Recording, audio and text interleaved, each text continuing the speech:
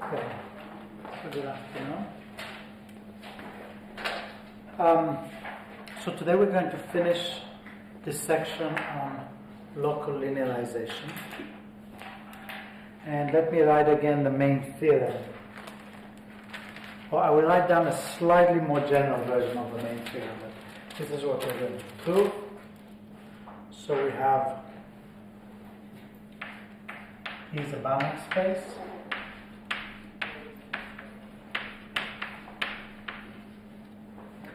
T is a linear contraction.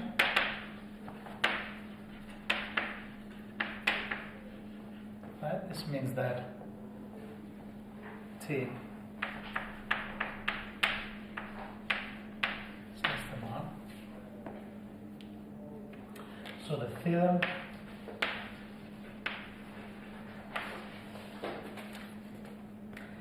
following. Suppose I'm going to write a little bit more general than before. Okay, I'm going to have two maps, F and G, both from E to E, and both of the form F equals T plus delta F, and G is equal to T plus delta G.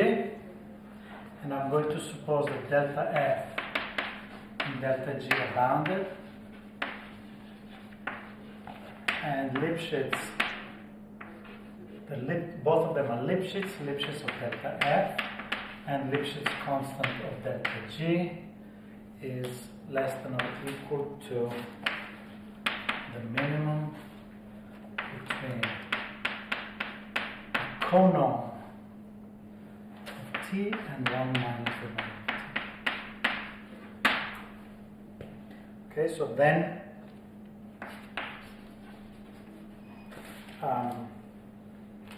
there exists unique homeomorphism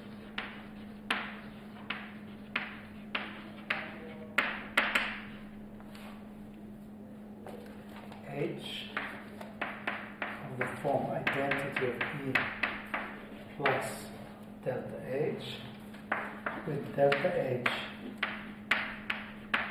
bounded such that H composed with G equals F composed with H. Okay? i.e., in particular,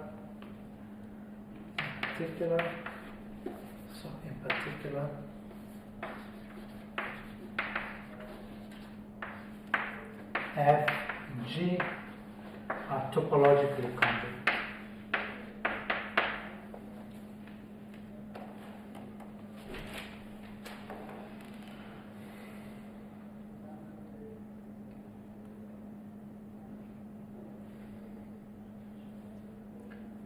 So the moral of this story is simply saying that if you take two small perturbations of this linear contraction, this condition on the fact that these delta F and delta G are bounded and have small Lipschitz constant is the formal way in which we're defining sufficiently small perturbations, right, of the linear map, that both of this form sufficiently close to this linear map, and then they're topologically conjugate. Okay? And we have a little bit more information about the topological conjugacy is of this form. It's a small perturbation of the identity, in some sense, or at least a perturbation of the identity. So the two maps are close by. Okay? So in the last lecture I've written it slightly differently, but because I've just taken G equals T. Right? But of course that's a special case. So this is a little bit more general. There's a reason why in the proof, in the end, it's more convenient to prove it like this. But of course, if you just take delta G equal to 0, okay, so then everything works and you get T here, right? So if you take delta G to be 0, then everything is satisfied. Delta G is trivially bounded in a small Lipschitz constant, and the homeomorphism gives a homeomorphism between F and the linear contraction. Okay, so this is just a little bit more general, and it will be important for the proof to have that. Any questions about this? I think you need the F and G are topologically conjugate. F and G, thank you. So you remember what the application was? What was the motivation last time we had a particular application of this, remember? What did we... Compared to nonlinear system. Sorry? Determine the conjugation between two nonlinear systems.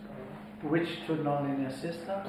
You compare these two nonlinear systems with the local linearization. Yes. And if these two local linearization are conjugate, then we can define a topological conjugacy.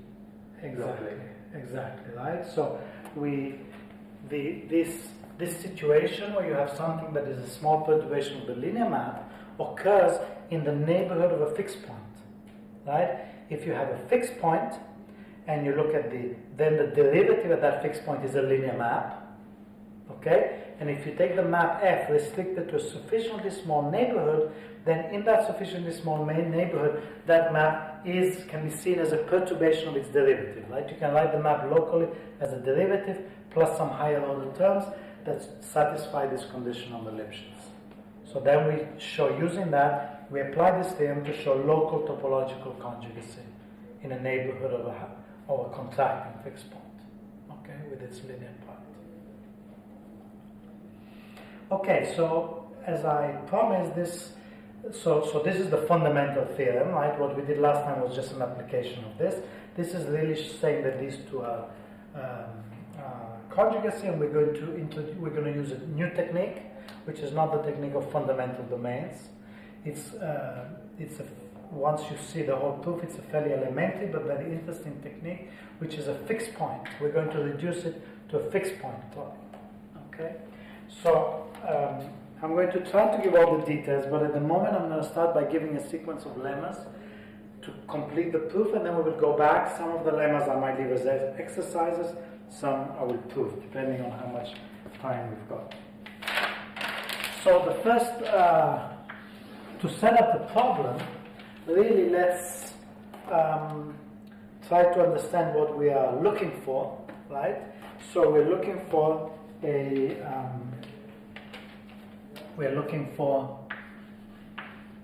want to show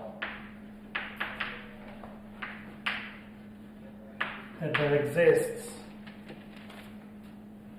H equals the identity, okay, such that this condition is satisfied. So let's write it like this. Let's write it such that H composed with G equals F composed with H, okay, and which is the same thing, writing the form of H like that. This is the identity of E plus delta H composed with G is equal to F composed with the identity of E plus delta H. Okay, so I've just written, we're looking for something of that form.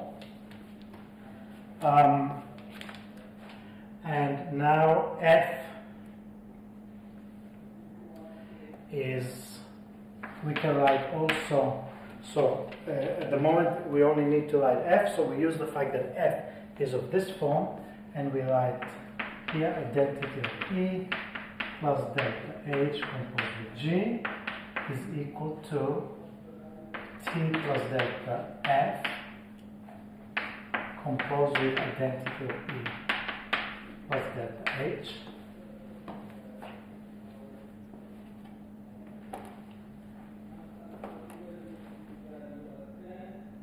Everyone okay? Yeah, please let me know if you have any problem following. All I've done now is nothing. I've just substituted the fact that we know that F and H are of this form. Okay, so this is what we're looking for. Now what I would like to do is organize this in a little bit different way, and for this I need to take G to the other side, so compose with the inverse of G, but for that I need to know that G is invertible. Okay, so a priori we don't exactly know that G is invertible. I have kind of a memory that we did show this last time, but I cannot remember that we did. Anyway, I will write this as a lemma, which we will come back to later. Lemma 1, G is invertible. Okay, this follows from the fact that this is a linear contraction, and you make a perturbation which is bounded like this. Okay, so you have a contraction, and you want to show, of course, any perturbation might not limit. This contraction itself is invertible. Sorry, I should have said this is invertible linear contraction. This is assumed invertible linear contraction. Okay, so we will see. This is just a simple calculation using this property here. Okay, and then here we then compose with G minus 1. So we get here identity of E plus delta H is equal to T plus delta F composed with IDE plus delta H composed with G minus 1.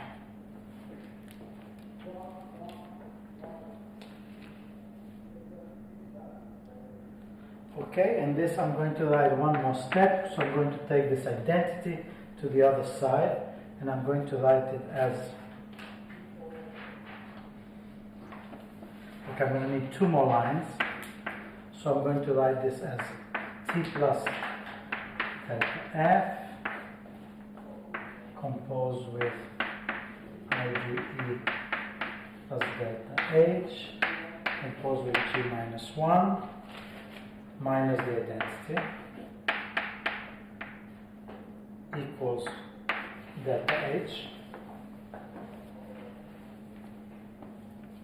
Okay? And then I'm going to make one more step, which is I would like to pull this out. So you can. So here you just kind of these composition of functions is distributive over addition, right? So you can, like this here is just the delta H composed with G minus 1 plus the identity of A composed with G minus 1, right? So you can kind of multiply everything out, and what you get, if you do that, you can write this in a way that would be most convenient to us, which is T composed with delta H composed with G minus 1 plus delta F composed with the identity of E plus delta H composed with G minus 1 plus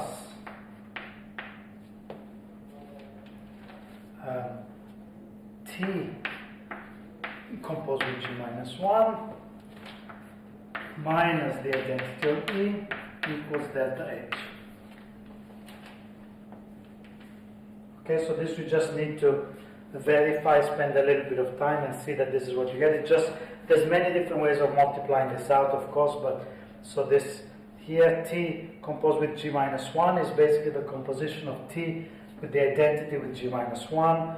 This one here is just delta F composed with this composed with G minus 1, and this is T composed with delta H composed with G minus 1. So you get all these various terms.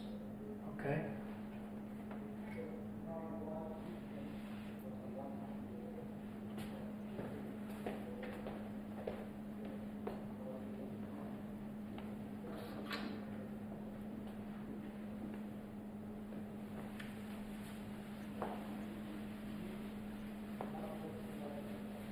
So why is this? Why go through all this? Notice that I've not used anything here, right? This is just, I've only used the fact that G is invertible to show that the conjugacy condition, so this condition that we are looking for, right? So we would like to show that there exists an H of this form that satisfies this. This is equivalent to showing that there exists a delta H that satisfies this, right? Because these are all equivalents. With the lemma that G is invertible, then this holds if and only if this holds, right? So let me call this equation condition star. Notice that delta H is the only unknown here, right? Because T is the map we have assumed, G is the map we have assumed, this is the identity of E, this is delta F. So there is this kind of delta H is what we are looking for, right? If we find a delta H that satisfies this, then we have found an H that satisfies this. Is that okay? Okay, so what we want to do is find a delta H that satisfies this kind of functional equation. And why did I write it in this form? Because we can now define, so let me say how we formulate now the solution of this. So we're looking for a solution of this, and now we're going to do this. So we're going to let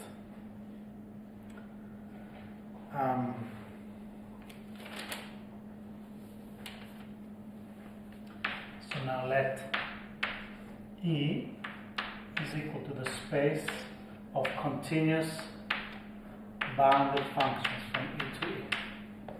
Okay, equals space of functions E to E, which are continuous and bounded.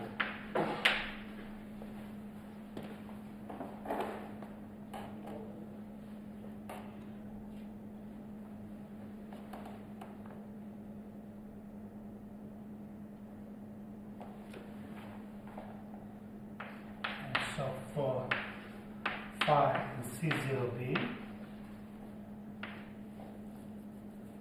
of E, define a new function which I call f of phi,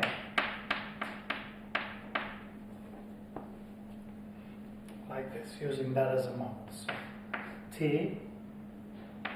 composed with phi composed with G minus 1 plus delta F composed with the identity on E plus phi composed with G minus 1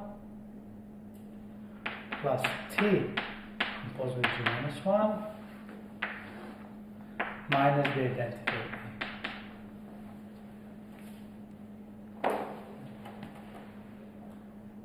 Okay, so I can do that. This is just phi is a function from E to E. So if you look at where it appears, G minus 1 is also a map from E to E, right? So this composition is fine. You just take this map from E to E, and then you compose it with the identity plus phi, which is a map from E to E. Delta F also, everything is just maps from E to E. So everything is, all these compositions are perfectly well defined, just on the basis of the fact that phi is a continuous bounded function from E to E, map from E to E.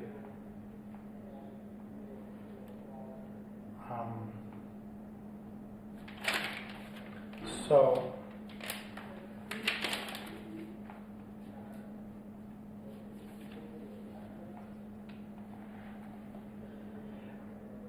what we'd like to show is that this belongs also to this space. Alright, so I'm going to write this lemma, which says that lemma 2, and we call this lemma 2, is that f, so phi in C0b from E to E implies f of phi is in 0b. Okay, I had a notation actually for it, but that's fine.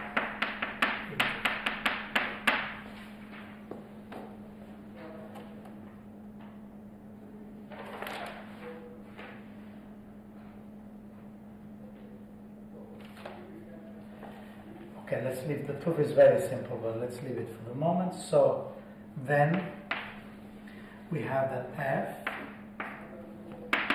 from E to E is a well-defined map.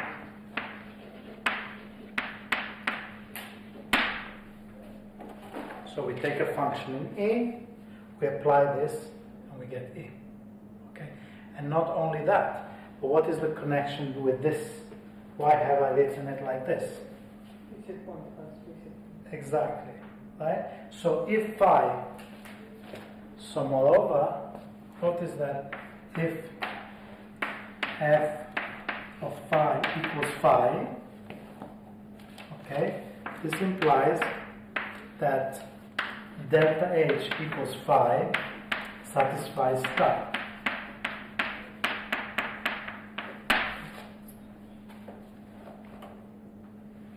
Because that's exactly how we've set it up. So we've defined the image of phi to be exactly this expression here.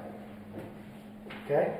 And now if we plug in phi, we find a phi that is a fixed point, that means exactly that when you plug in phi, you get phi, which means exactly you solve this equation. You found a continuous bounded function, which is what we want from delta h. We want delta h to be continuous bounded and satisfies this condition here. Okay? So we have reduced, this is the kind of magic of this situation, is that we have reduced, this is the key point of the strategy in some sense. If you want to see it as a kind of approach to topological conjugacy, we have written out the conjugacy condition, it serves as the conjugacy equation, and we've shown that to solve this conjugacy equation, it is sufficient to find a fixed point for this map in this space of functions. Is that okay for everyone? Yes? Okay? To ask questions if there's problems. Yeah? If we 1 minute this form, can we apply to this form? For example, from the beginning we can say why we need this form just? Yes, that is a very good question, because now the way we're going to prove that there exists a fixed point uses this form here. But of course, these are all exactly equivalent. I could have already here, I could have written this as this is already a kind of fixed point equation. I can take them to one side, yes. But now, so these are all equivalent. All I'm doing is some algebraic manipulation. Yeah, there's no difference between this form and this form, just the fact that these things are divided in a different way. But I will use it now to prove that it's a fixed point. Because it turns out that I'm going to show, and this is interesting, I'm going to show that this is a linear map, and this is a Lipschitz perturbation of this linear map, and we will show that it has a unique fixed point. So we will now show that this map is a contraction on this space. Okay? And therefore it will be useful. This will be a linear part, this will be a Lipschitz perturbation, we will apply. So that's the only reason we like it in that form, is because it will be useful.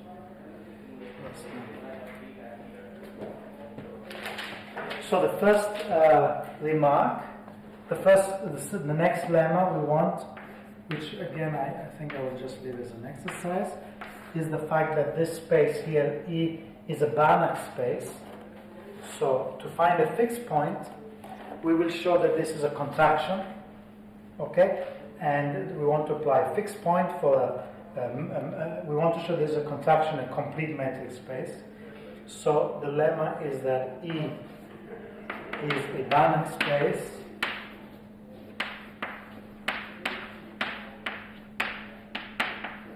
with no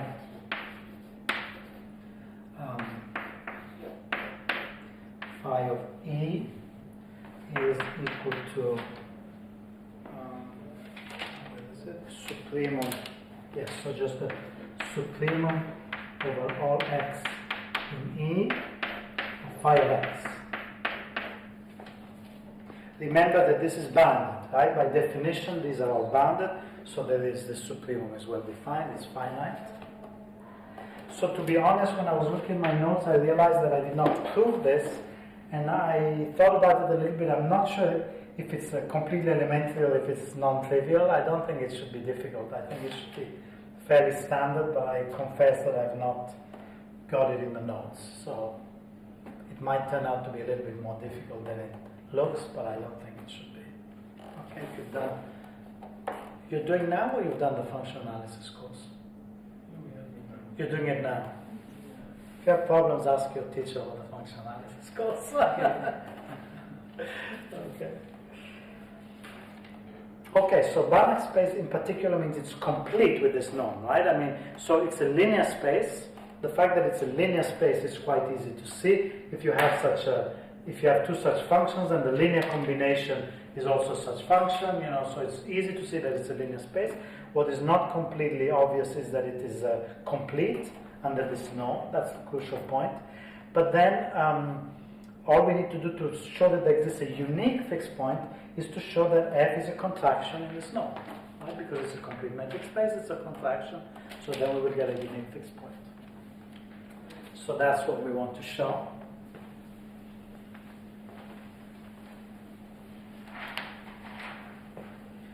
So this is the form of the map. So we will write it like this. We will write.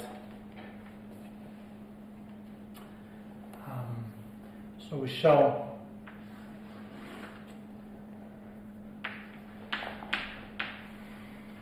that F E to E is a contraction.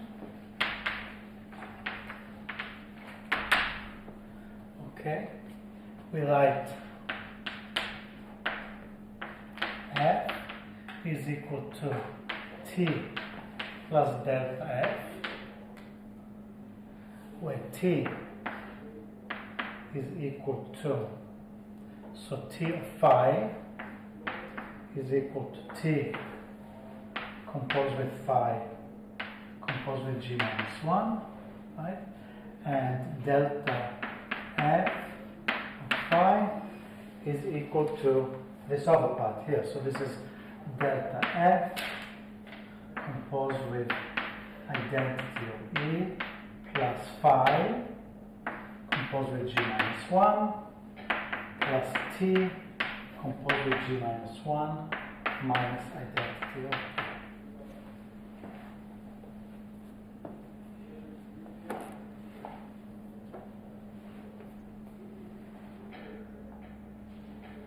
You agree? But this is the same. So all I've done, as I said, is I wrote. So this is F of phi, right? And I've just separated this part, and I've written it as T, and this part here, and I've written it as delta F. Okay, so F. So this is T. Sorry, my T's and my F's are not so different, but this is T, this is F, this is T. Okay. Just one small kind of remark. Notice that if you remember, the way we actually want this theorem in the end is for G equals T, right? Remember when I said I wrote the theorem with F and G, we're going to show that F and G are topologically conjugate, but the way I originally stated it and the way we actually need it is just for G equals T, and a lot of things simplify in that case, right? Because if G equals T, then here you have T to the minus 1, which is the identity, so this cancels, and then you just have T minus 1 here, and you have T minus 1 here, right? So as you're studying this at home, it might be useful just to see that until now there will be a reason which I will emphasize at the end, for which we need to prove it for G, okay? But if you try to set up this whole thing for T, then it actually becomes a very simple form, T phi T minus 1. Here you get T minus 1, and here this cancel, so it gets a little bit simpler. Okay, but there's a reason, unfortunately, we need to do it in this much. Okay, so why is it useful to write it like this? The remarkable thing is that we have lemma 4 is that T, so lemma 4 is T is linear. So T is linear, and the norm of T as a linear map, as an operator, right? So as a linear map on this Banach space is actually less than equal to the norm of the original map T on this Banach space, which is less than 1.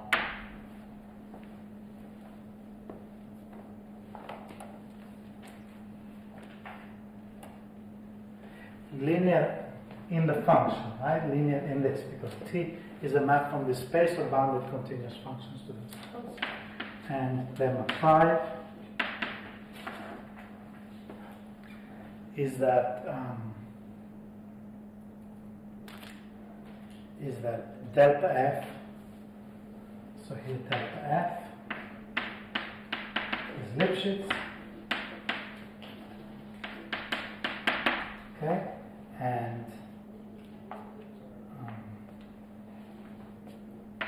Lipschitz of delta of this F is less than or equal to Lipschitz of delta F, our original F, which is less than or equal to, by assumption, 1 minus T.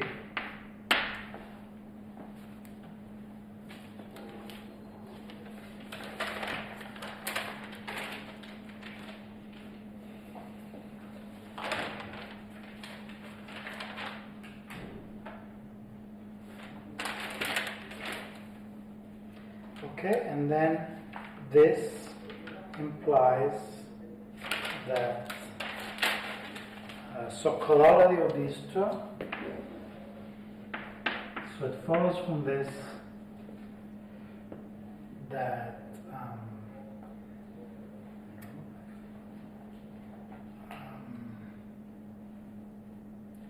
that F is a contraction.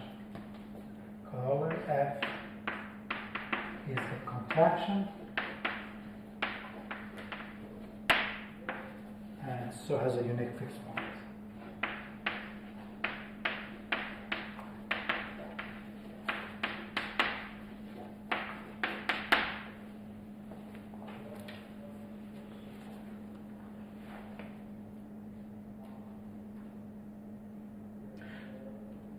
So there's only one more thing to check.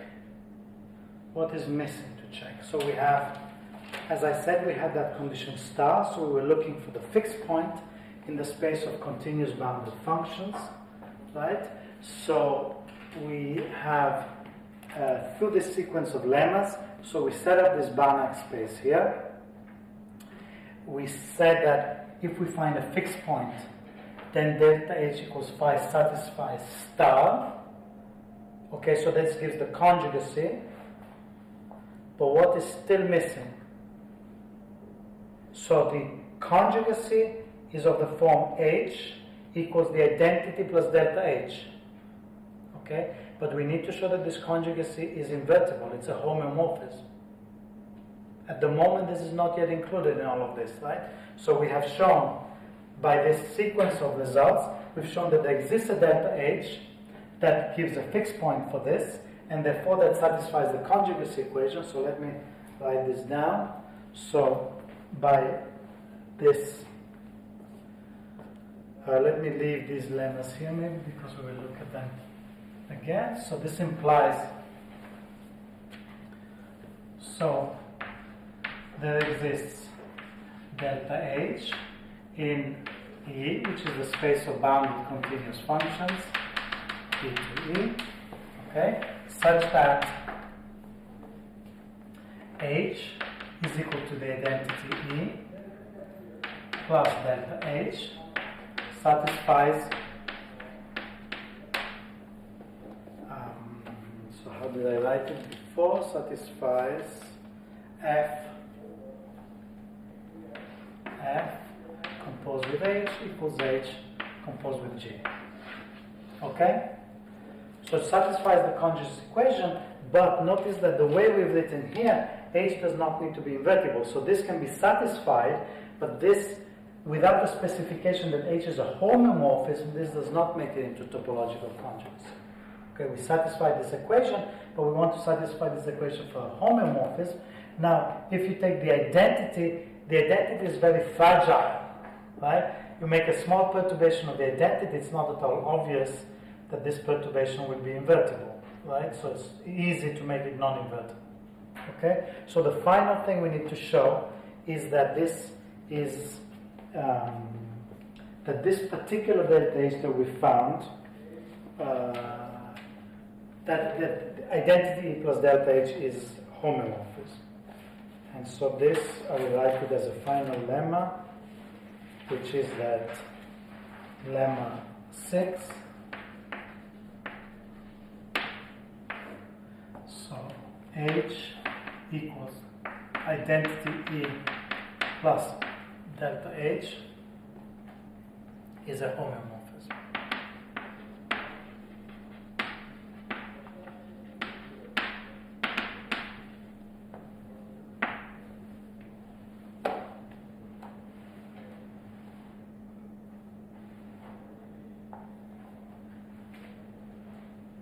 And in fact, I think maybe we will start with the proof of, so this is it, okay? So this completes the proof of the main theorem. You all agree with that? Yeah? We've got now all the ingredients. We've shown that there exists, if we prove all these lemmas, then we have proved the conclusion of the theorem. And this is the only place where we need this more general version with G. So I think actually what I will do now is I will prove this lemma 6 here, okay, which is kind of independent from all the others. It's just and then we will have a short break, and then we will go through these lemmas and try to prove them to complete. Okay. Any questions? Okay, so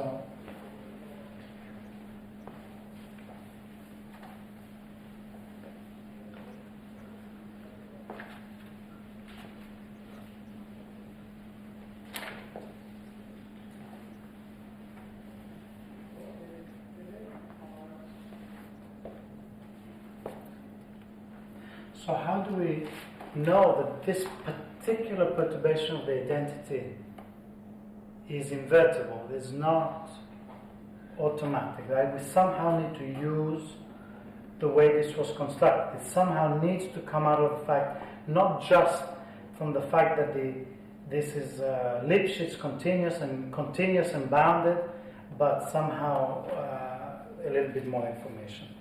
And so it goes like this. So let's say proof of lemma 6.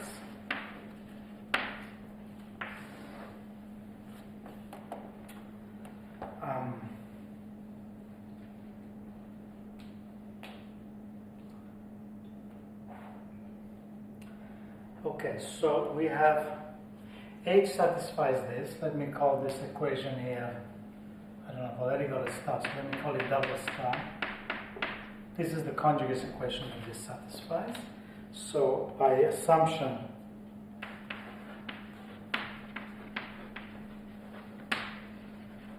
we have that.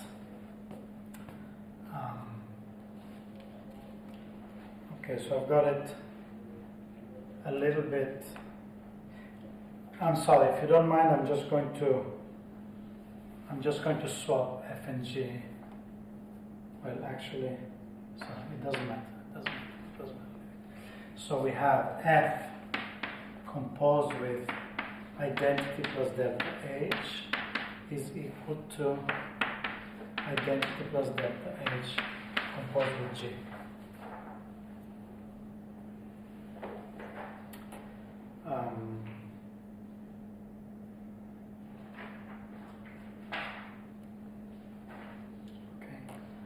But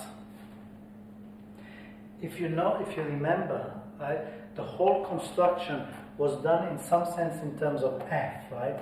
If you remember, what we did is the first thing we did. So maybe this is not how I had it. How did I have it at the beginning of the? At the beginning. HG. Yeah. So I'm sorry. So then it's better. So the way I've written it was like this. G is equal to GF, is that right? H. Oh yes. F. H. Wait, no, so... Yeah, so what I've done, the first thing I did is multiply both sides by G minus 1. Right? So that I got H is equal to F composed H composed G minus 1. Right? And anyway, the whole construction was done based on the fact that we're looking at the perturbation of F in terms of G. Right? So we get this, but of course the situation is completely symmetric. So I could do the whole argument that I did before by composing by F minus 1 on both sides. Okay? And that would give a different calculation, different function delta H, right? Because if you remember the way it was formulated, we had the G inside the equation for the fixed point, right? So if we do it in terms of G instead of in terms of F, we'd have exactly the same equation, but with F instead of G. So we would get a different map and a different fixed point. Okay, so the equation is symmetric.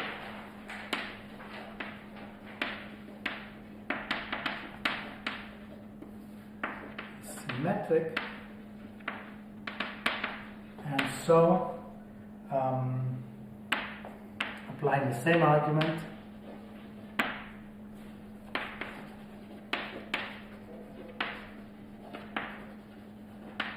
there exists some delta H bar, okay, such that we have the same thing with G and F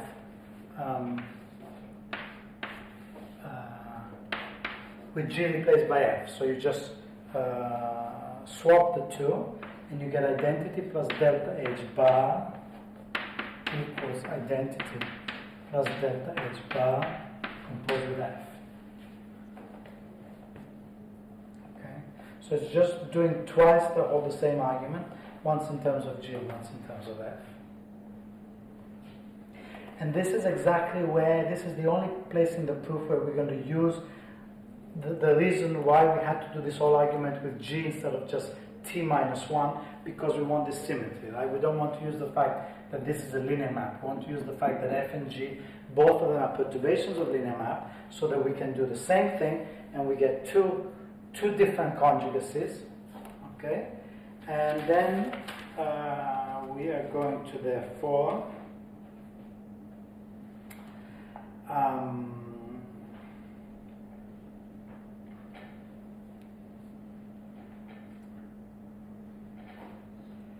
so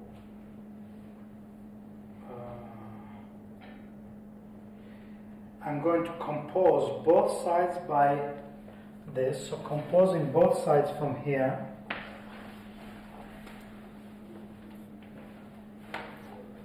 so I can compose both sides by the same function here. So I'm going to write this as G composed with ID plus delta H bar composed with ID plus delta H is equal to ID plus delta H bar composed with F composed with ID plus delta H. Okay, so composing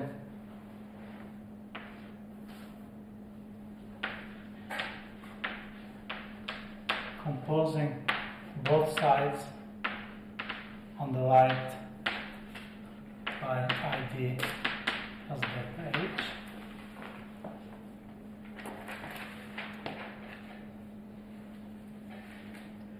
And similarly, we can do the same thing here. We can compose both sides on the right by ID. Okay, and we get and composing. So maybe, I should write, let me call this equation 1 and this equation 2. So here composing both sides of 2 by this and composing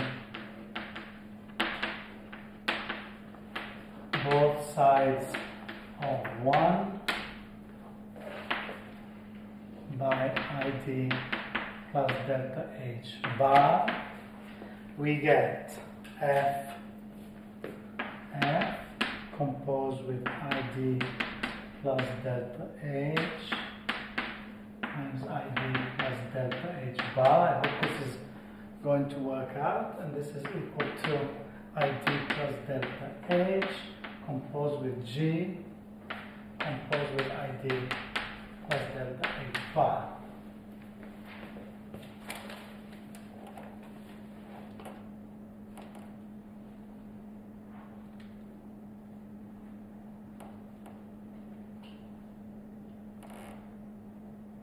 I forgot one more step, which is that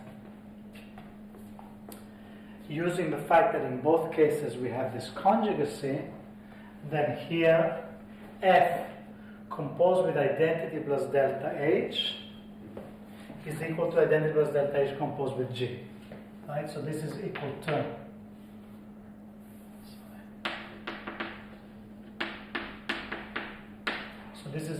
to identity plus delta H bar composed with identity plus delta H composed with G. Right? And here the same thing, we use the fact that G composed with ID plus delta H bar is equal to ID plus delta H composed with ID plus delta H bar composed with F.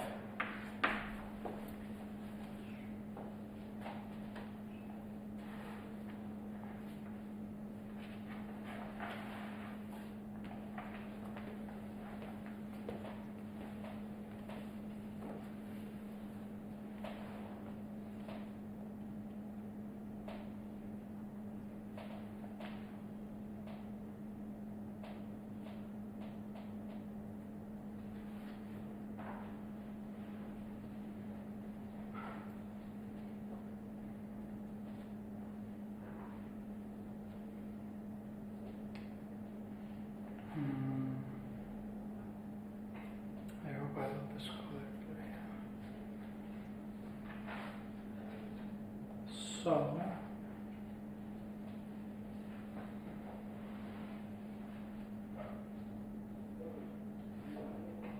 yes.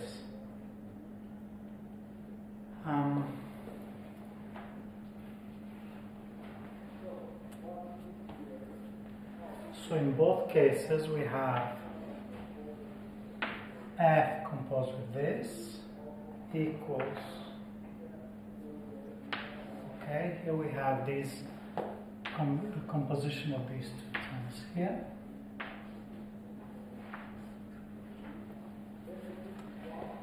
And therefore we have that these must be the identity.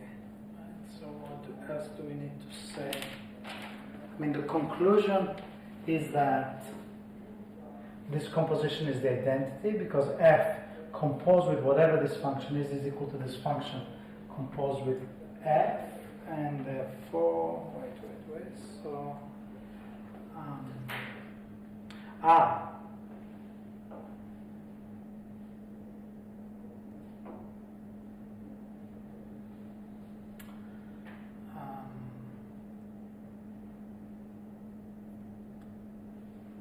okay, so the final part of the argument is as follows, is that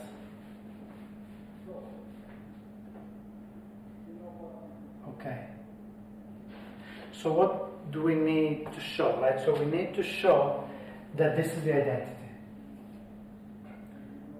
Wait, what do we need to show? We need to show, we're trying to show that this is a homeomorphism, okay? And to say that it's a homomorphism means to show that it has an inverse. Okay? So we'd like to show that this is the inverse of this. Okay? To show that these are inverses of each other, we need to show that this is the identity and this is the identity. Right? Because that's the definition of the inverse. Can we use F and G are invertible? Yes, we can use the fact that F and G are invertible. But what we're going to use is mainly the fact that this is a conjugacy between F and itself, right? So the whole argument the argument up to this point here, even excluding, says that there exists a unique, right? But the uniqueness of the fixed point, there exists a unique delta H that conjugates G and F like this, okay? Because the contraction mapping theorem gives uniqueness of the solution of this delta H, okay? So here there exists a unique, so this we can also, of course, F, in this case we're using the same map on both sides, but we can consider them as two different maps. So this equation here is of the same form of this, right? With F and G, okay, so I've got them on the outside instead of on the inside, right? But it's exactly the same thing. So this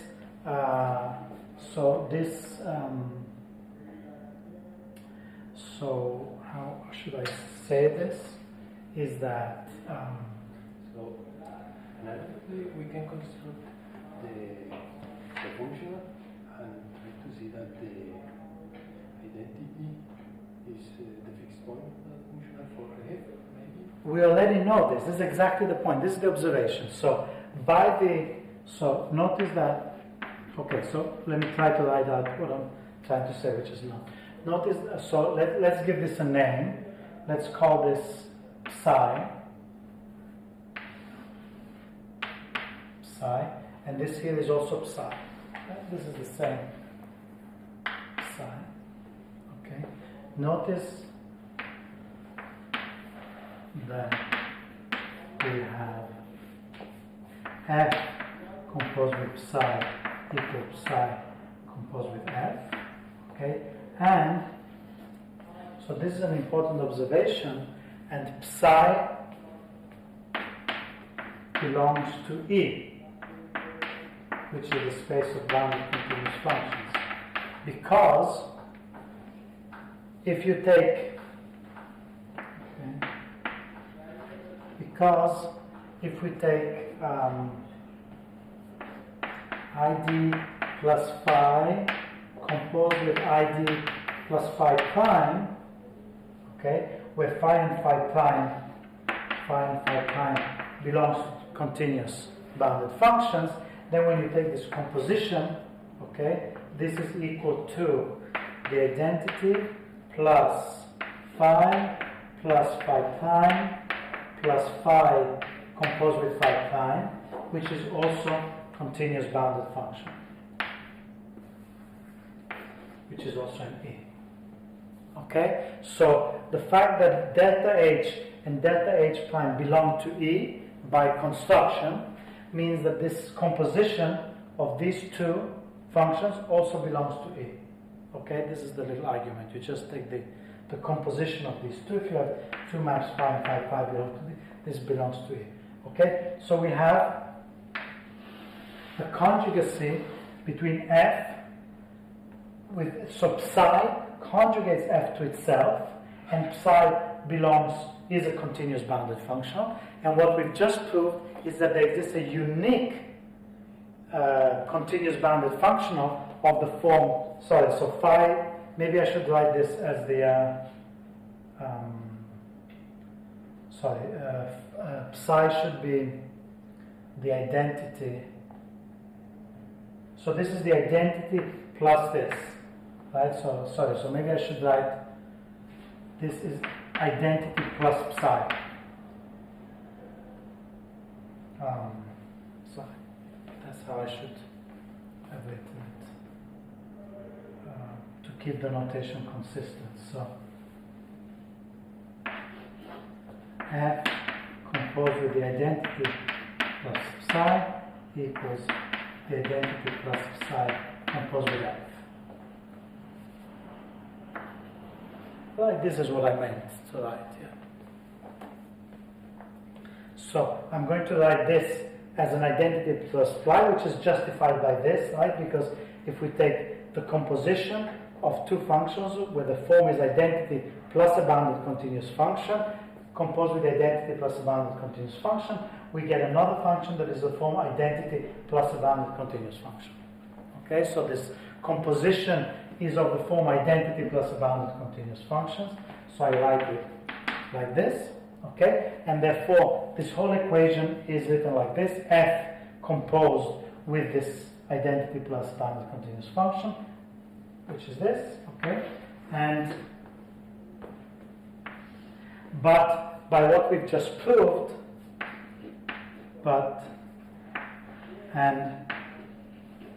there exists a unique psi with this property.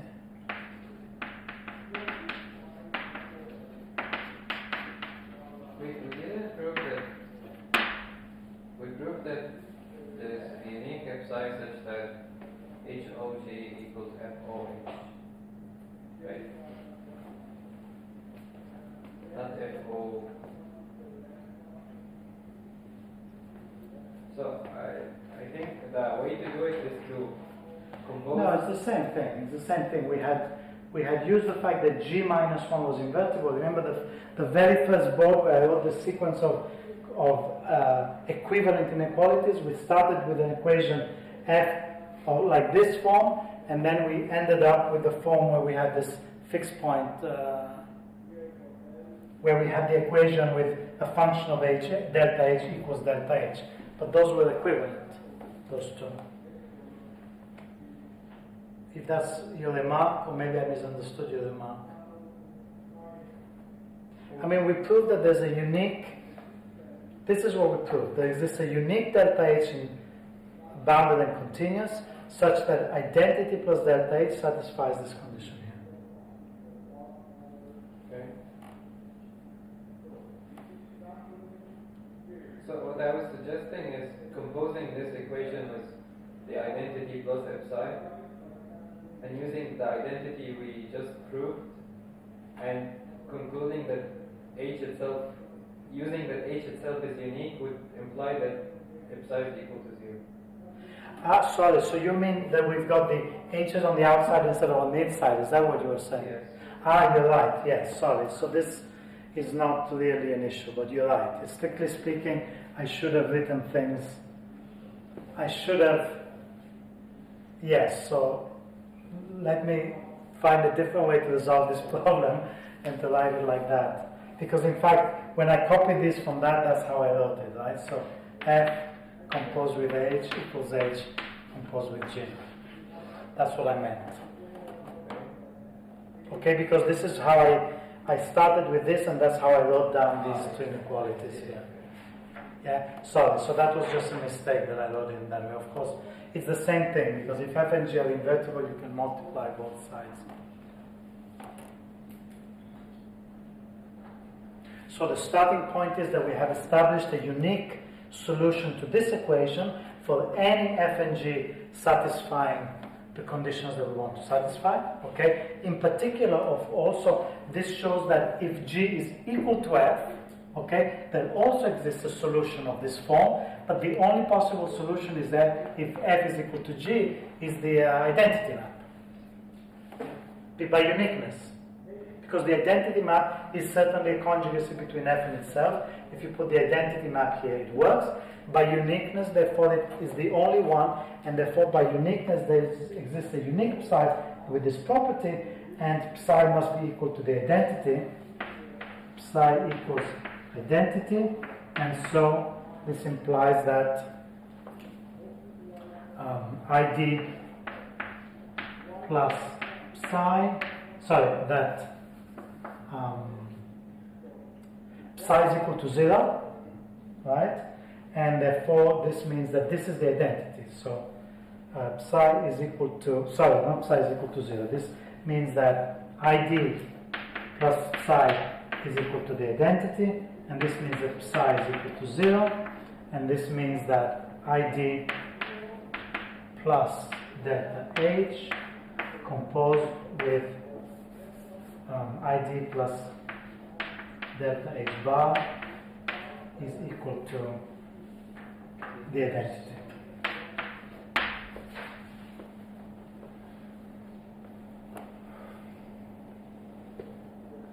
Sorry, I'm writing a little bit messy here. Let me rewrite it properly. So,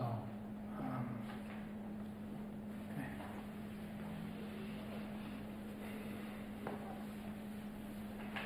So let me just make sure we write it well. Is everything okay here? So we've got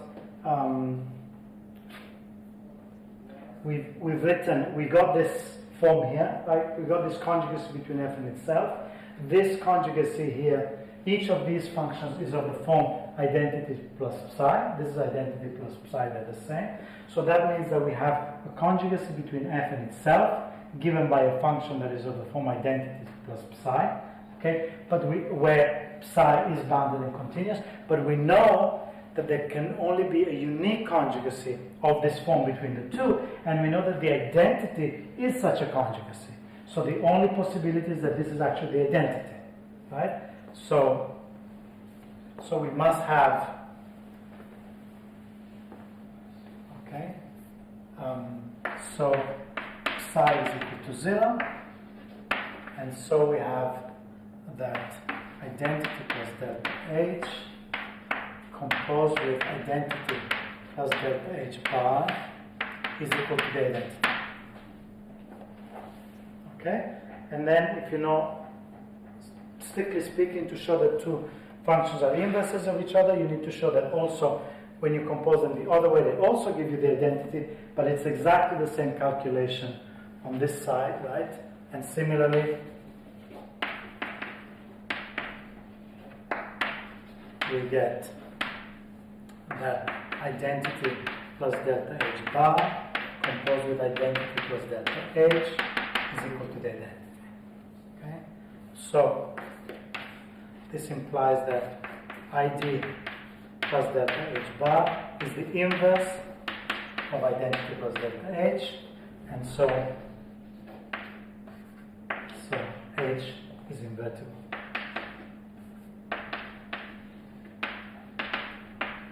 And of course, both of these are continuous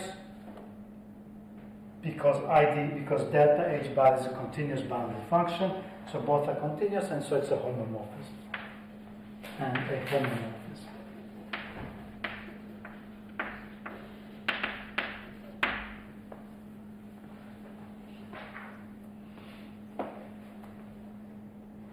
Which proves the lemma.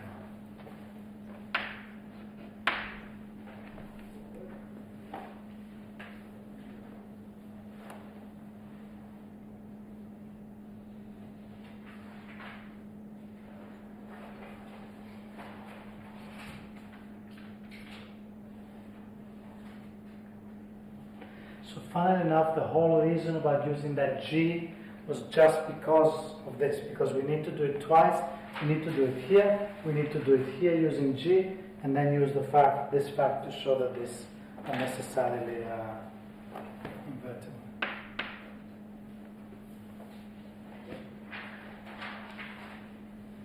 Okay, so let's just take a couple of minutes break and then we'll do the other ones.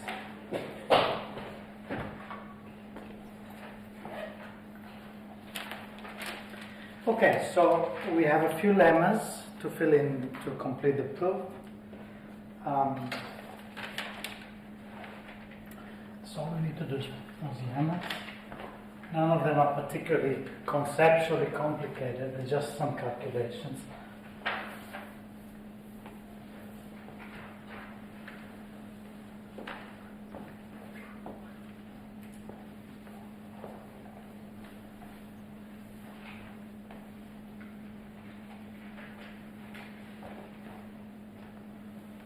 So I think lemma 1 was the fact that G was invertible, is that right? Okay, so we're going to prove following lemma. Let me write it a little bit more generally.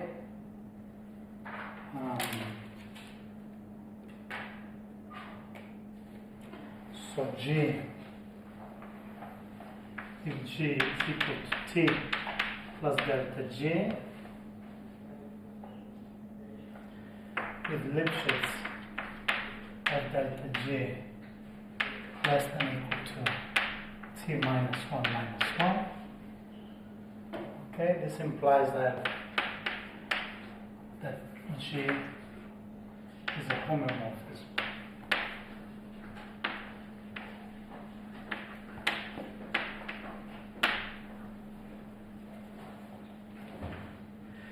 This is where we use this bound, right? Remember, as far as I remember from all the other calculations, we only use once the other bound, right? The fact that the Lipschitz is less than 1 minus the norm of t. But this is where we use the other bound. So,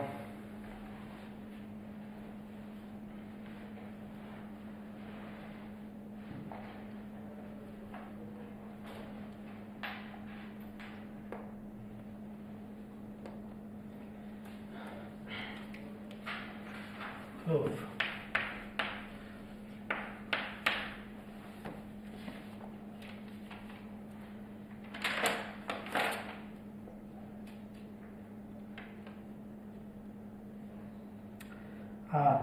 So, sorry, before we have the proof, we need an exercise.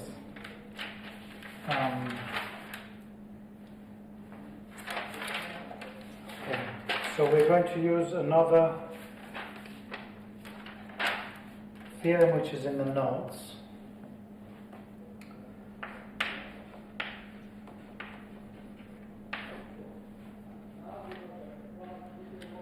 So suppose X is a complete metric space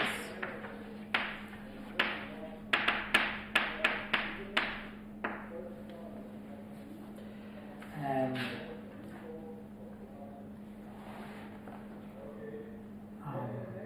F on some parameter A, X to X,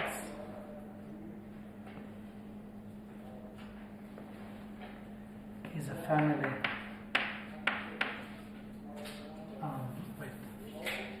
X to X satisfies 1 is that there exists a lambda such that Fa X minus Fa Y less than equal to, sorry, I put the distance as a distance less than lambda.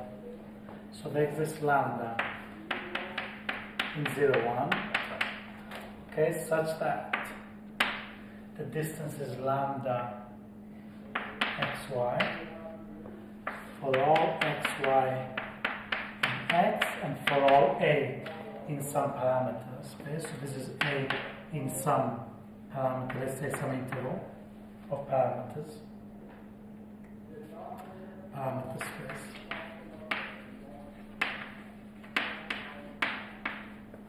And 2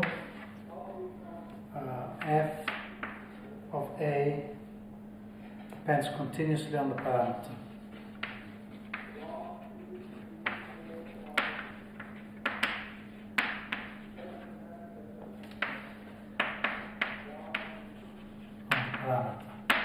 Right? This means that if you can write this as f f(a)x, right, is continuous in A. Since this is a parameter, you can write it as a kind of map as two variables. Okay, so this is just a parameterized family of contractions. Okay, so the conclusion is just a simple variation. So as you know, this just says that this is a contraction. So for each of these, there exists a fixed point. And the additional conclusion we will need is that if fa depends continuously on the parameter, then the fixed point also depends continuously on the parameter. Okay. Then there exists a unique fixed point.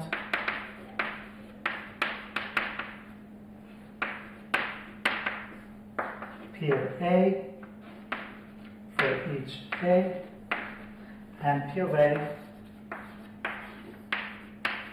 depends continuously on A.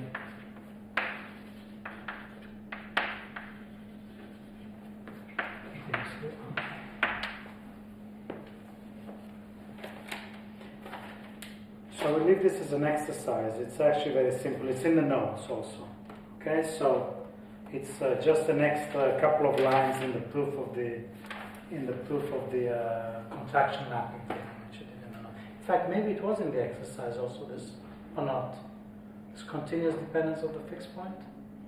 I don't know if you did the exercise. There was one exercise, maybe it was not. So I should include it next time in the exercise. Okay, so we will use this fact because we will use this to prove this. So, proof of lemma 1.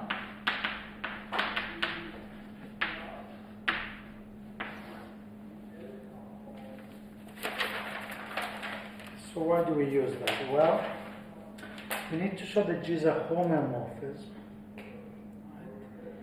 So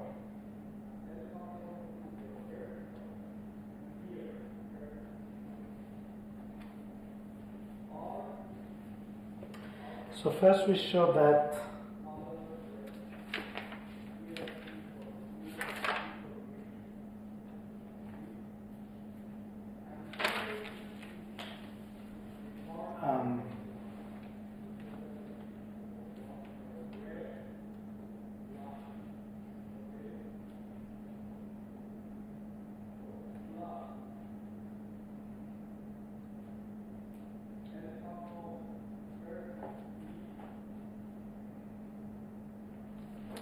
let's first show that G is surjective. So we need to show that G is a bijection in particular.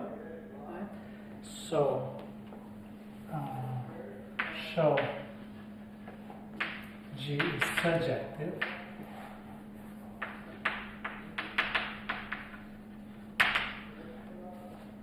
So let Y in E. Okay. Then Gx equals y, so the existence of some x that maps to y. Okay, let me write it like this. So then Gx equals y is equivalent to, so G is of the form T plus delta G, T of x plus delta G of x equals y. Okay, stop me at any point if there's some issues. So this we can write as y minus d gx equals tx. And this is equivalent to, so T is an invertible linear contraction by assumption, right? So T we can invert, and so this is the same as, so we compose both sides by t to the minus 1. So, right, so we write t to the minus 1 of y minus delta g of x equals t to the minus 1 of x, of t of x, which is just equal to x. Right? And this is the same as writing t minus 1 of y minus t minus 1 of delta g of x equals x.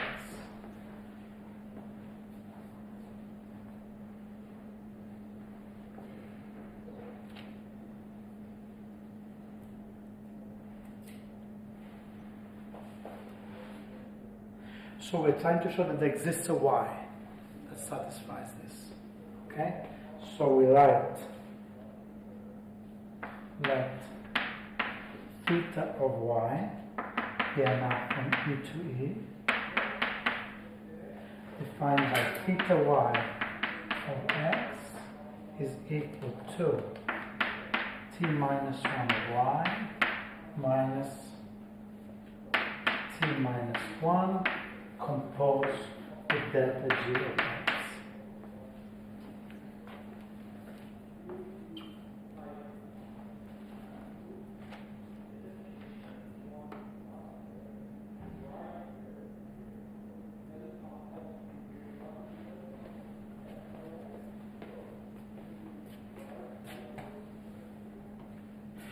So what we are trying to show is the existence of x, right? So we fix the y, take a y, and we define this map, which is well defined for every x.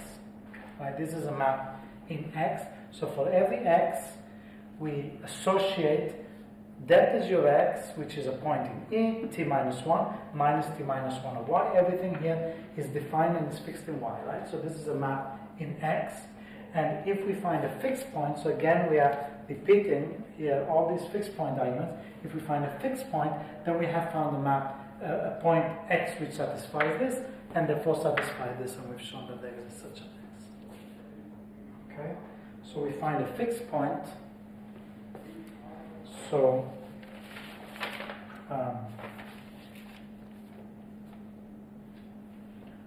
so we show that theta y of x is a contraction. Let me write it here.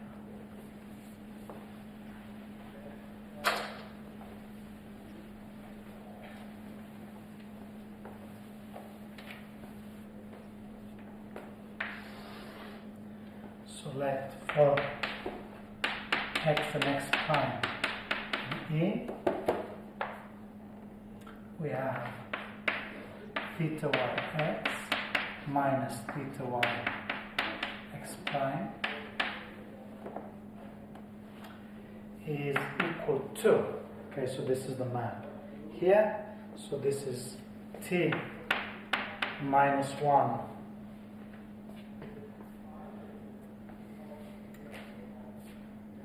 so this cancel, well let me write the whole thing here, so t minus 1 of y minus t minus 1 composed with delta g of x minus t minus 1 of y plus t minus 1 delta g of x prime.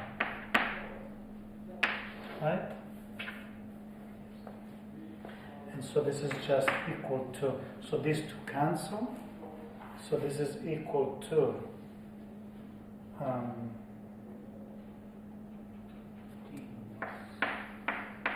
t minus 1 delta g of x prime minus t minus 1 composed with delta g of x, and this is just a linear map, so we can write this as norm of t minus 1 in delta g of x minus delta g of x prime. Okay, and because this is a linear map applied to this point, whatever this vector in some sense, then the norm of this is just less than or equal to the maximum norm of t minus 1 times the distance between these two, delta g of x minus delta g of x prime.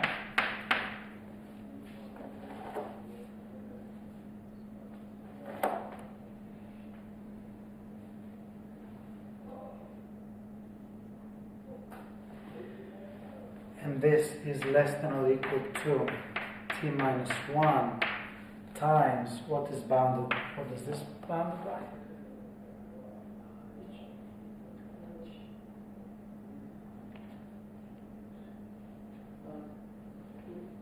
This is just delta G applied in two different points. So this is just the Lipschitz constant of delta G times the distance between these 2 points. Right? So this is just bounded by the Lipschitz constant of delta G times x minus x prime.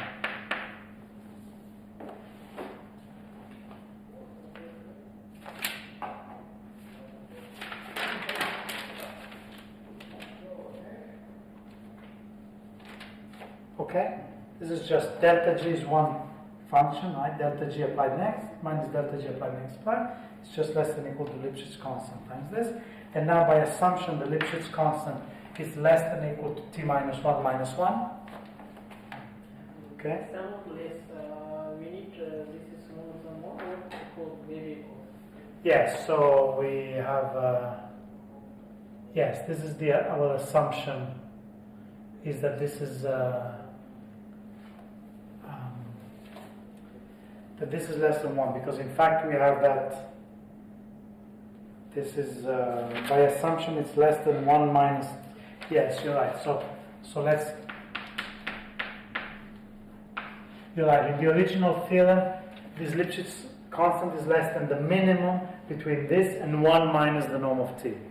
Remember, so in particular it's less than 1, yes, so I should add it to the statement of this now, yes. Okay, so here we get that this is less than or equal to lambda x minus x prime.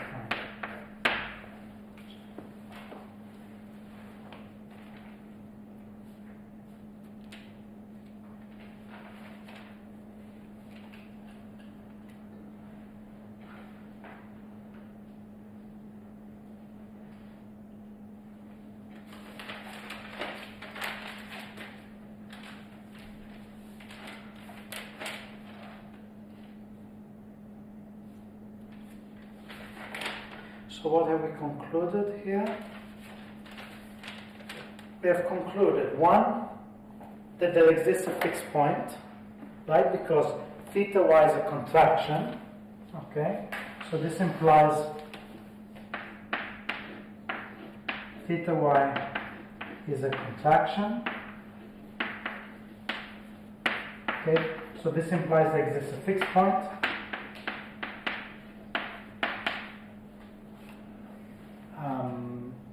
And this fixed point satisfies this condition, the fixed point. So the fixed point for y means that this is equal to x, which is this, so it means that there exists an x. Right? So this implies that this map is surjective. So for every y in E, we have found an x that maps to y. And we have shown also y is a contraction, so there exists a fixed point, and therefore G is surjective.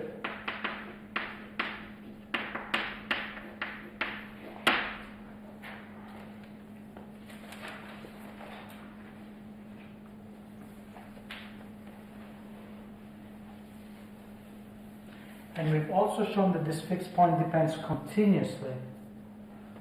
Okay, so fixed point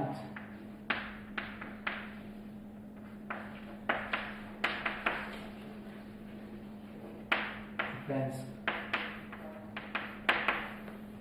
continuously on y. So this, what does this imply? Let's see. So what we have shown is that it's surjective. So the uniqueness shows that it's injective. Okay, so we have these two properties. G surjective, okay, 1, and 2, the fixed point depends continuously on y. So, and there's a unique fixed point. So there exists a unique. So the uniqueness gives injectivity, right? Because we're saying that given every y, there exists an x and there exists a unique x, such that g of x is equal to y. So uniqueness of fixed point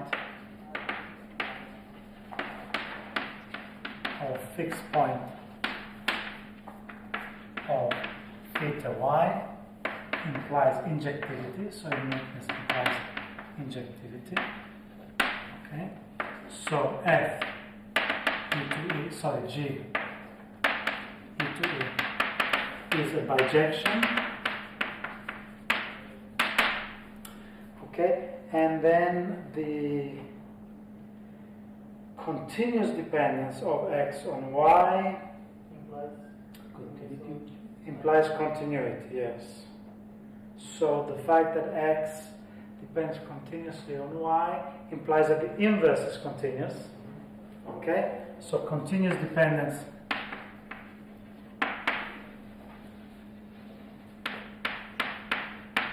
of fixed point implies that x depends continuously. Sorry, my writing is very bad, I know. Which implies that f minus 1 is continuous, right? Because given y, the pre-image of y is continuous, and the fact that f is continuous, we already know that. Sorry, the g. I'm using f here, g. But the fact that g is continuous is already automatic. We have g is t plus delta g, where delta g is continuous, so g we already know it's continuous. Okay, g is continuous by assumption, g continuous by assumption.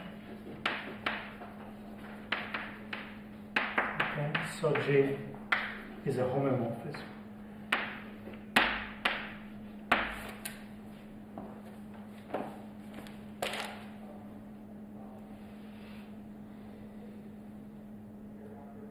So we're really practicing we've seen two arguments where you use this contraction mapping theorem in a very non-trivial way, right? This is, I don't know if you've seen all the applications, or usually the contraction mapping, as we said before, first of all, is used just to prove there's fixed points. I mentioned the fact that actually it has some dynamical significance, but the interesting thing is that you have these really unexpected applications of the contraction mapping theorem, right? Which seems like a simple theorem, but you really set things up both in this argument and before when you show that something quite non-trivial is a contraction, and you use it to show that you have some solution to some functional equation like this. Okay? So in particular, this is really just a contraction mapping and theorem. Using the continuous dependence also gives us all we need for this.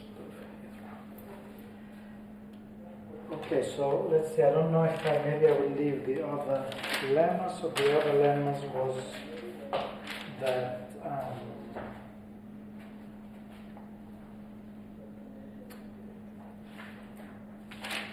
I think the other lemmas are all fairly straightforward and they're in the notes. So if you don't mind that, because next class on Wednesday we have, I think, 4 more classes, is that correct? Sorry, we have 14 more classes. But I usually divide it, as I said, the topological part half and half, and the ergodic thing. So I'd like to spend 4 more classes on this topological thing, and I want to go on to this third technique for topological conjugacy, which is a symbolic coding or symbolic dynamics, which is in some sense the most interesting of the 3. So I would like to use those 4. So I think I will finish here, but I expect you to look at these lemmas, okay? We can talk about them in the tutorials if you want. They're really quite simple calculation, and this gives the complete proof of the original theorem that I stated. Okay?